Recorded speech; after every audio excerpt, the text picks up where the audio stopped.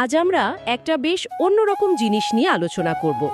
আমাদের কাছে দেবনারায়ণ পালের গাওয়া একটি কীর্তনের প্রতিলিপি এসেছে।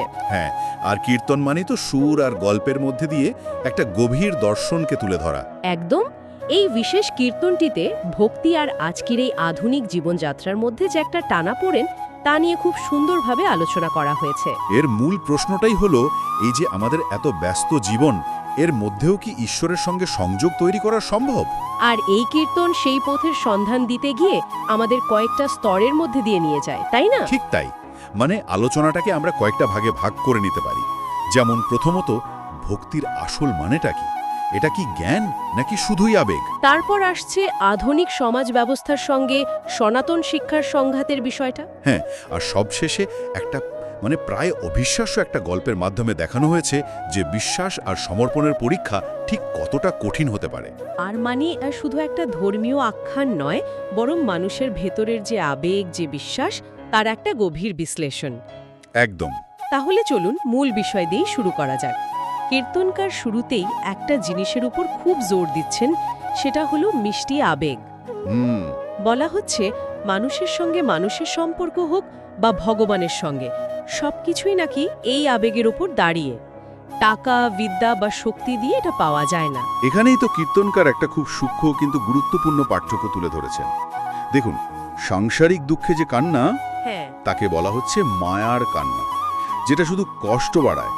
আর ভগবানের জন্য যে আকুতি, যে কান্না, সেটা হলো প্রেমের কান্না, আর তাতেই নাকি শান্তি মেলে। তার মানে চৈতন্য মহাপ্রভু এই সহজ পথটাই দেখিয়েছিলেন, কোনো জটিল শাস্ত্র বা বড় বড় যজ্ঞ নয়, শুধু মন থেকে কেঁদে ভগবানকে ডাকা, একেবারে সরল একটা পথ। কিন্তু কীর্তনে একটা বেশ অবাক করার মতো কথা বলা হয়েছে।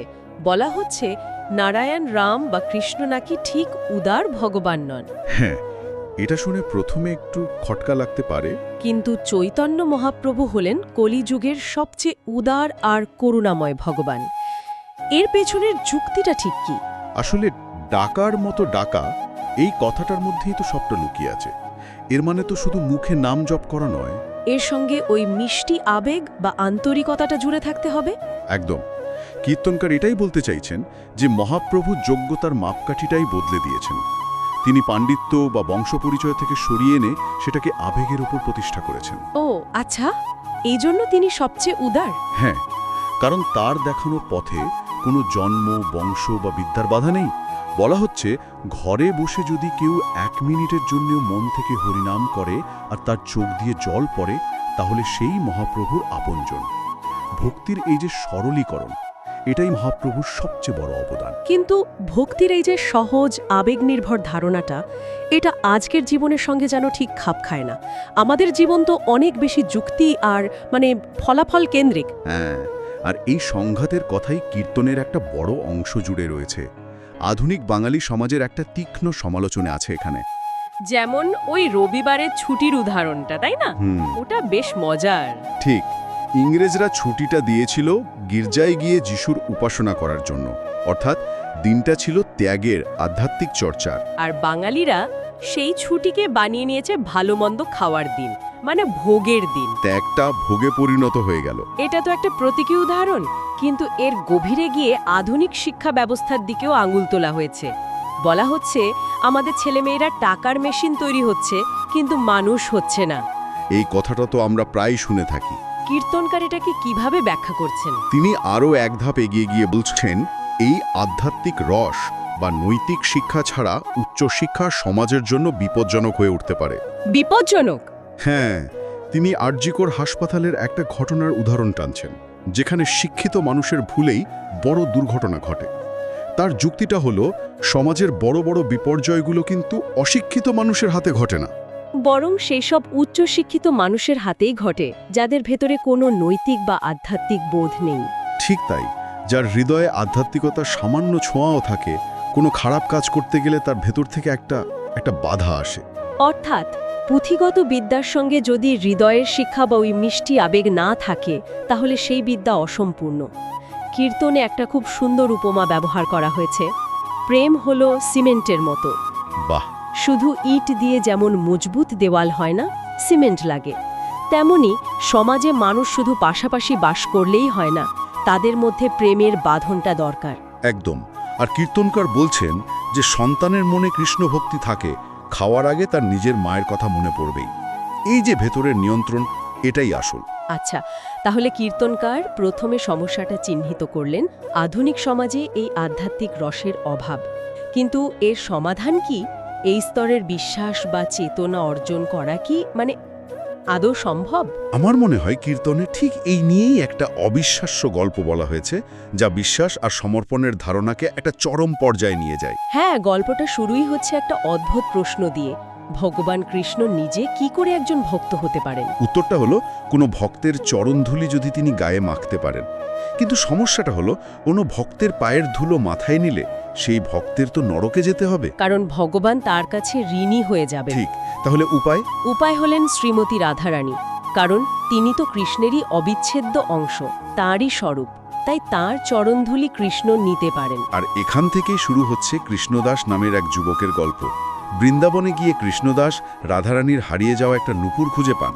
আর সেই নূপুরই হয়ে ওঠে তাঁর জীবনের সবচেয়ে বড় প্রাপ্তির চাবিকাঠি। হ্যাঁ, সেই নূপুর নিয়ে তিনি যখন রাধারানীর সখীদের কাছে যান, তারা তাকে রাধারানীর কাছে নিয়ে যায়। কিন্তু কৃষ্ণদাস তো রাধারানীকে চেনেন না। তিনি তাকে চিনবেন কিভাবে? এখানে গল্পে একটা অলৌকিক উপাদান প্রবেশ করছে, তাই না? একদম। রাধারানীকে চেনার উপায় হিসেবে তার চরণের কিছু বিশেষ চিহ্নের কথা বলা হয়েছে। কীর্তনকার এখানে প্রায় ১৯টি চিহ্নের বিস্তারিত বর্ণনা দিয়েছেন। সবগুলো বলা তো সম্ভব নয়, কিন্তু কয়েকটা উদাহরণ দিলে হয়তো শ্রোতাদের বুঝতে সুবিধা হবে। এই চিহ্নগুলোর কি কোনো প্রতীকী অর্থ আছে? অবশ্যই, এগুলোর গভীর প্রতীকী অর্থ রয়েছে।